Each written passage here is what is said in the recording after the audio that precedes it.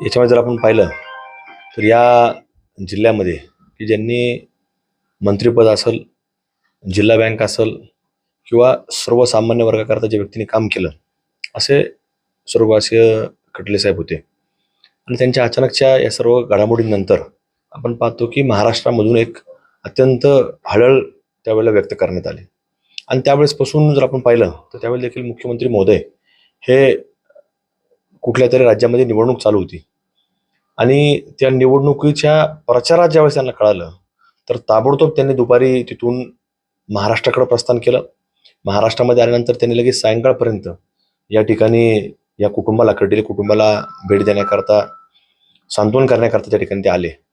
आणि त्यावेळेसपासून त्यांची भूमिका आहे की या कुटुंबाने एक सर्वसामान्य वर्गाकरता, शेतकरी वर्गाकरता त्यांनी काम केलं आहे. म्हणून त्या कुटुंबाच्या पाठीमागं उभं राहण्याचं काम हे त्यावेळेसपासून त्यांनी ती भूमिका बजावली. आणि ते आजही अगदी उमेदवारी जाहीर करण्यापर्यंत त्या मुख्यमंत्री देवेंद्रजी फडणवीस साहेब असतील, त्यांनी ती भूमिका बजावली आहे. त्यामुळं त्यांचे व्यक्तिशः मग फडणवीस साहेब असतील, भारतीय जनता पार्टीचे अध्यक्ष रवींद्र चव्हाण साहेब असतील, बावनकुळे साहेब असतील, त्याचप्रकारे चंद्रकांतदादा पाटील साहेब असतील, जिल्ह्याचे लाडके पालकमंत्री नामदार विखे पाटील साहेब असतील, राम शिंदे साहेब असतील, या सर्वच मान्यवरांनी या उमेदवारी च्या बाबतीमध्ये महत्त्वाची भूमिका बजावली. आणि अक्षयदादा कर्डिले यांना उमेदवारी दिली पाहिजे ह्या बाबतीतली भूमिका बजावून ती आज जबाबदारी त्या सर्वांनी पार पडलेली आहे. पण आपण पाहतो की या घडामोडींमध्ये त्यांनी जी अपेक्षा व्यक्त केली आहे, ही भावना आहे, अपेक्षा आहे. पण शेवटी आता लोकशाही आपण पाहतो, त्यामुळे लोकशाहीमध्ये आपण हे कोणाला आपण काही म्हणू शकत नाही. विनंती करणं आपलं काम आहे. पण विनंतीच्या बाबतीमध्ये त्यांनी सांगितलं की आमचा प्रयत्न राहील.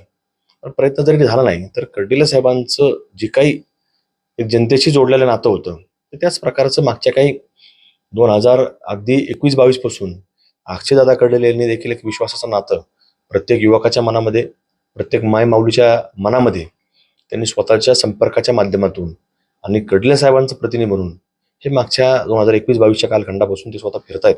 आणि 2024ची देखील विधानसभा ही जरी कर्डिले साहेब निवडून जरी आलेले असले तरी त्यावेळेला अक्षय कर्डिले याच नावाने एक फार मोठ्या सगळ्या मतदारसंघामध्ये त्यांनी काम केलं होतं.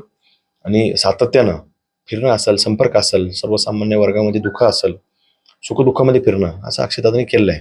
त्यामुळं ह्या सगळ्या भूमिकांमध्ये ती आज पक्षाने देखील शेवटी तो जसं सुजयदादा विखे पाटील साहेबांनी सांगितलेलं होतं की भारतीय जनता पार्टीकडून सर्वे केला जातो आणि सर्वेमध्ये जे काही इच्छुक लोक असतात यांच्यापेक्षाही जे इच्छुक नाही ते सुद्धा नावं असतात.